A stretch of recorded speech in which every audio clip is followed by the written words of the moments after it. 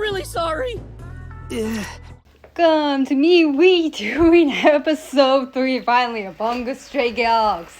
Because the first time I did it was in copyright hell, and then I was like, I'm gonna do it later, and then I was like, never did it later. So like maybe like once in a while on a Wednesday, I'll do like an episode of Bungo Stray Dogs just for fun if I'm not tired of doing something else. I'm sort of an assistant here at the agency.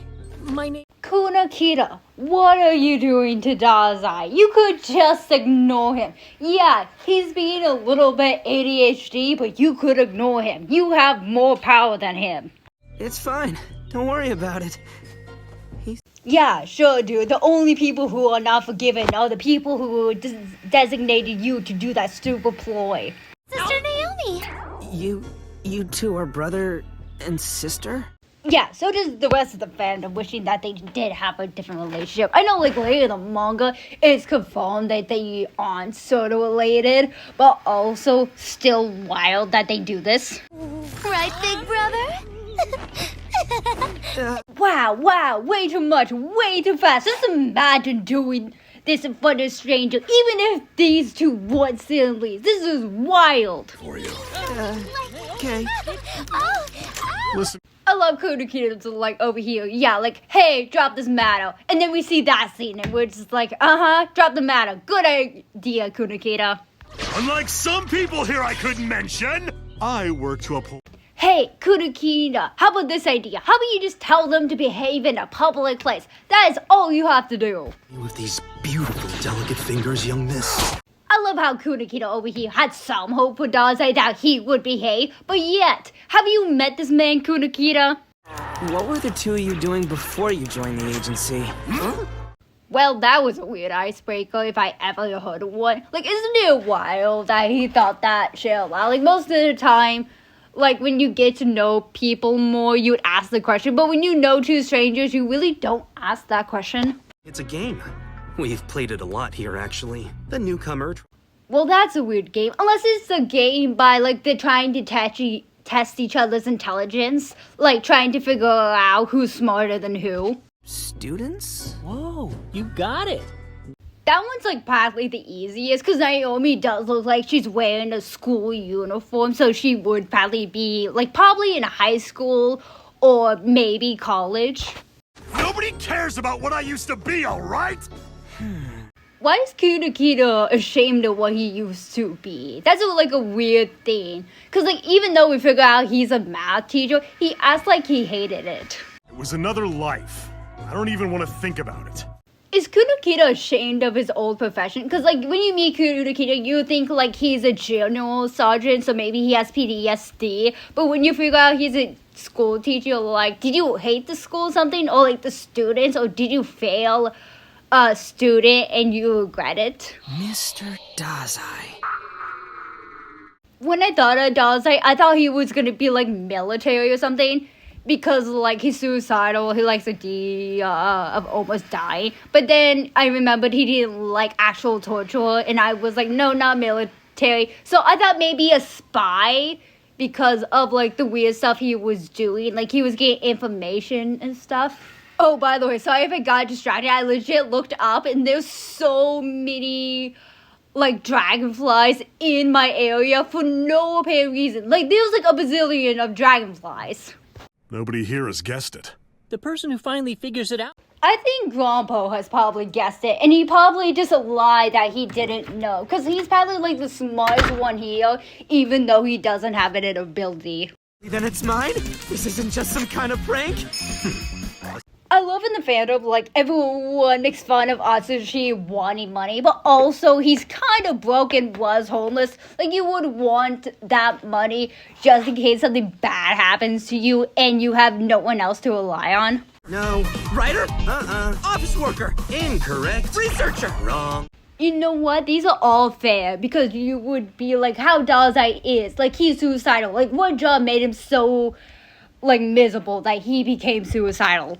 Pilot? Wrong again. Is he even close? I love that these two are terrified for their lives. Has no one been this dedicated to figuring out what Dazai's old job used to be?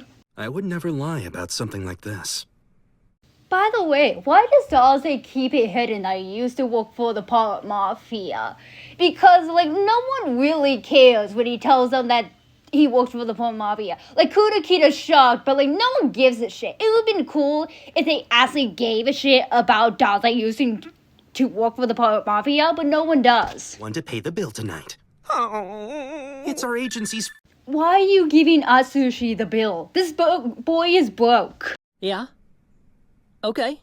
Got it. Why is Junichiro getting the phone call? Unless, like, they knew that he's the one that most likely has the phone. But also, they could just go downstairs. Like, this cafe is below the armed detective agency. The client's already waiting for us back at the agency. Wait a minute. I thought this cafe was below the agency. Oh, this is a different cafe. Remind me of a lotus blossom. All at once elegant and... Hey, Daze, how about we don't flirt with every woman that we see? I know this is his tactical of, like, making the woman lower her guard and may say something that doesn't make sense. Especially knowing how this episode goes with her being in the Port Mafia, but still. You know what's funny? Like, Kudakita beats up Daze for flirting with this woman, even though he probably knows this is one of his tactics in order to lower her guard. Unless he doesn't know, and he just thinks he's being creepy. Please let me expand a little on my request. Kudakita's beating the shit out of Daze in the closet, and I like Higuchi's like, well, that happened. Let's continue on with what I was requesting. She's acting as if this is all perfectly normal. I love Atsushi is flabbergasted that this girl's acting so calm, even though all this is happening. Hey, Atsushi, you know nothing about her work life. This could just be an everyday experience that she's seen every single day. They wear clothes that are very old and tattered. We've heard some of them speak. Well, aren't you sus? Like, you say, like, clothes are foreign. They speak in a foreign accent. It feels like she's definitely setting them up for something. Even when I first met her, I was like, you're sus. What are you planning? You want us to get that evidence for you, right? Quick question. How does normal people find out about the armed detective agency? Like, yeah, if going to the police doesn't work, how do you know to call the armed detective agency to figure out these smugglers or track them down or shut them down? Smugglers are rarely violent, so you just need to keep watch in case they try to... Hey guys, even if smugglers aren't rarely violent, smugglers could still have a gun or a knife. Have you contributed to that at all? Why are you bringing a camera? Unless you're taking photographic evidence, but shouldn't the armed detective agency words mean anything? Careful of this man. If you see him, run. So that's one of the bad guys. Good. We'll keep a good lookout for him, but hopefully he doesn't show up because this is just supposed to be a smuggling operation.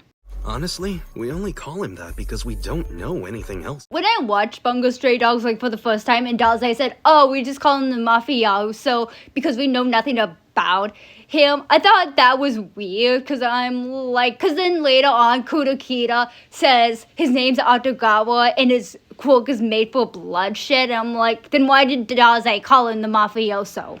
Unfortunately, his ability is designed specifically for bloodshed. Should one of you guys have like a combatant abilities? Because isn't that what Atagawa's ability kind of like a combatant ability just made for bloodshed? Like, yeah, his quirk doesn't have to work like that. It could just be like grab people and bring them to safety or defend someone, but he uses it for bloodshed. I lost it. Ah, thank you very much for bringing it in. Oh my god, this place is definitely 100% going to get blown up. Isn't he the wanted fugitive? I love Atagawa's like wand poster is like stapled to the front of the desk, and it took them a whole ass like 3 minutes to figure it out. Well, I'm looking for a... Oh, Jesus, lady, you picked the wrong ass moment to walk into these halls. It's done. By the way, what was the mission there? Like, yeah, you blew up like a police facility or something, but why? Can't do a double suicide, just... Daze 100% made up that song on the spot. He's probably not even listening to anything. Mine's not really suited for combat. I don't care what you say. Which is such bullshit for Junichiro's quote, because it's light snow, which just kind of makes him invisible or camouflages into the scenery. But if he had a knife, he would be one of your strongest combatants. Yeah, it's not like a combatant where it's like Asushi, where he turns into a tiger and he's able to tear things apart and has the ability of deflecting bullets and being kind of a mortar, but he still has an OP quirk. We have arrived. It's this way. I love that this woman does not give a shit at all. She was just like, I'm here to do my job. Let's hurry up and do my job. Smugglers tend to be a very cautious bunch of individuals. Hey guys, it doesn't take a brain surgeon to figure out that you guys are definitely in a trap. You better start running. My actual target is all of you. So she's with the Port Mafia, and I can't do much of this soundtrack or get copyrighted to hell, but also, it's ear-piercing. Like, it's the most weirdest soundtrack to put over for the Port Mafia. I'll be there in 5 minutes. Atagawa, why is it taking you 5 minutes to get here? Didn't you blow up your little place mission a while ago? Oh, Daze was so listening in, and now he's like, whoops, I should have stepped in a lot sooner. Well, your sister's dead. Unfortunately, I actually do like Naomi because she actually doesn't deal with anyone's shit, and she's probably the most protective person here. Right, a tourniquet! Atsushi, do you have a tourniquet on you? Oh god, both of them have no clue what to do. They're like, holy shit, I can't believe that actually happened. They're just like in complete shock. I'll do you the favor of allowing you to follow your sister into the afterlife. Hey girlie, I hate to break it to you, but I'm pretty sure your information is wrong. I'm pretty sure this guy is actually a little psychopath. You're gonna pay for her. Oh, I so called it. Junichiro is going to murder her. Just imagine she's hitting nothing. That's where you're wrong. Oh, is Junichiro kind of invincible when he does light snow? Or does it make him kind of like merge with the background? So he's able to like run through buildings or something, if that makes sense. Oh crap, he actually got her. Hey Atagawa, nice to see you here. Also, didn't you say it was gonna take you 5 minutes? That was so much less than 5 minutes. The Port Mafia's black dogs. Okay, so I do know there's certain sort of like levels. Like there's the leader, there's executives, there's black dogs, and there's those like other people. Like how do you become one of those? Is it based on your quirk? Is it based on your ability? Is it based on your performance? This by myself. Oh shit, that slap was definitely personal. Oh god. We're to take the were-tiger alive, and yet... But why are we keeping the were-tiger alive? Is it because of his bounty that's on his head? Just an unfortunate consequence. Damn, Atagawa, you don't have to rub salt in the wound. Get out, you good-for-nothing! The world would be a better place if... Poor Atsushi, he's going through it. And I know a lot of BSD fans say like, oh, the flashbacks are not necessary. You know what's not necessary? My Hero Academia flashbacks. Because there are so many of them, like every single episode or every other episode. And there's like no reason for this. This one is kind of a trauma response and we don't get to see it every single episode. Naturally, I missed on purpose that... Why are we giving him warning shots? I would just say grab him and, I don't know, tear off his legs so he doesn't run away. Okay, that was slick as fuck. Like, legit, he just slid onto Rashomon. And he had a gun. But unfortunately, I have a feeling that the gun's going to be useless. I'll commend you on a noble effort. Your ability ate the bullets? How? Knows no bounds. It devours... By the way, is it him that has the ability or is it the cloak? Because it kind of looks like as if the cloak has the ability, not him himself.